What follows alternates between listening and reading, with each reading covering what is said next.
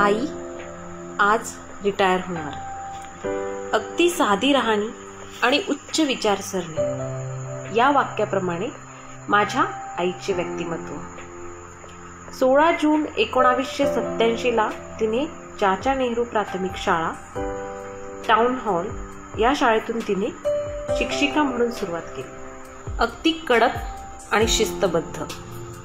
Patil madam शाळेत आल्या ऐकूनच मुलांची भीतीने गाळण उडायची. प्रत्येक विद्यार्थी रोज शाळेत आलाच पाहिजे. शाळेचे विद्यार्थी हे अगदी गरीब घरातून आलेले असायचे. काही वेळेस पालक त्यांना कामावर पाठवायचे, तर पालकांना विद्यार्थ्यांना शाळेत का पाठवत नाही असा जाब विचारायला आणि वेळ प्रसंगी हात धरून बसवायलाही ती घाबरायची नाही. मराठी इतिहास विषयात कोणीही तिचा हात पकडू शकत नाही.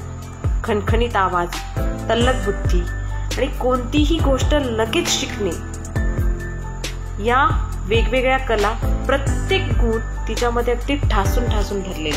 तिच्या रोजच्या गोष्टीतून आमचे व्यक्तिमत्व घडत गेले. तिने कधीही गरीब, श्रीमंती, जाती, भेद यांचा विचार केला. मला आजही आठवते, मी तिला विचारायचे की आई, तुला शाळेत छानशी साडी घालून तयार होऊन जावंसं वाटत नाही का? तुला वाटत नाही का की आपण चांगलं राहिलो तर लोक आपल्याला मान देतील? तर त्यावेळेस तिचे उत्तर असायचे की माणसाच्या कपड्यांवरून नाही तर त्याच्या कर्तृत्वाने त्याला मान मिळाला पाहिजे. तिने कधीही नवरात्रीला 9 कुमारिकांना जेव घातले नाही, पण गरीब आणि गरजू मुलींना शैक्षणिक साहित्याचे नेहमीच दान केले. वड सावित्री पौर्णिमेला तिने कधीही फळाची पूजा केली नाही, पण गरीब विद्यार्थ्यांना मदत करण्यास ती कधीही थांबली नाही किंवा तिने कधीही मागे पुढे पाहिले नाही. मला आजही आठवते की माझ्या भावांना नोकरी लागल्यावर पार्टी करण्यापेक्षा शाळेतल्या गरजू विद्यार्थ्यांना मदत करण्यास तिने त्यांना सांगितले. ज्यावेळेस माझ्या आजीचे 10वे होते त्यावेळेस कोणीतरी म्हटलं की तुम्हाला चांदीची गाय दान करावी लागेल. तर त्यावेळेस तिचे उत्तर होते, का म्हणून? मी तर जिवंतपणीच माझ्या सासूबाईंची सेवा केली आहे आणि जिवंतपणी केलेली सेवाच मी मानते. ज्यावेळेस तिचे काही विद्यार्थी आमच्या समोर तिला भेटतात आणि नमस्ते मॅडम, तुमच्यासारख्या शिक्षिका परत आम्हाला मिळाल्याच नाहीत बरं का.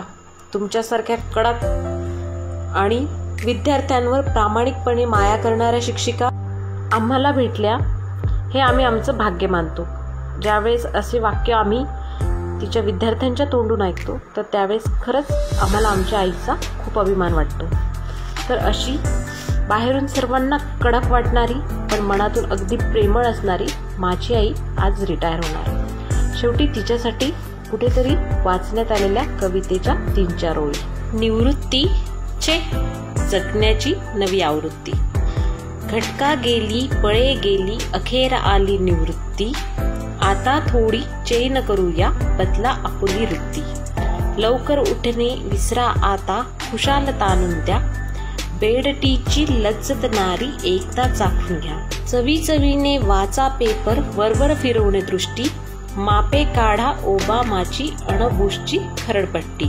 टीव्ही पाहत चाखा नाश्ता, रोज नवीन रतीब. खिल्ली उडवा भल्या भल्यांची, सैल सोडून जीव. शाळेची ना घाई आता, रोज रोजची सुट्टी. निवांत आंघोळ निवांत पूजा, करील मनाची तुष्टी. सावकाशीने करा भोजन, मारा आडवा हात. पुरणपोळी कधी बिर्याणी वा कधी साखर भात. तांबूल सेवन नित्य असावे, कधी मसाला पट्टी.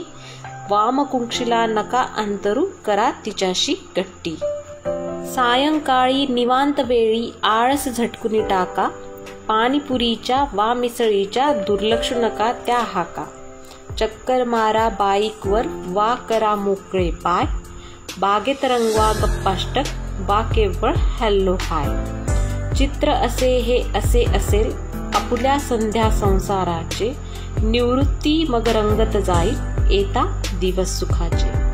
निवृत्तीसाठी नाही तर आयुष्याच्या नवीन वळणावरच्या सुरुवातीच्या शुभेच्छा.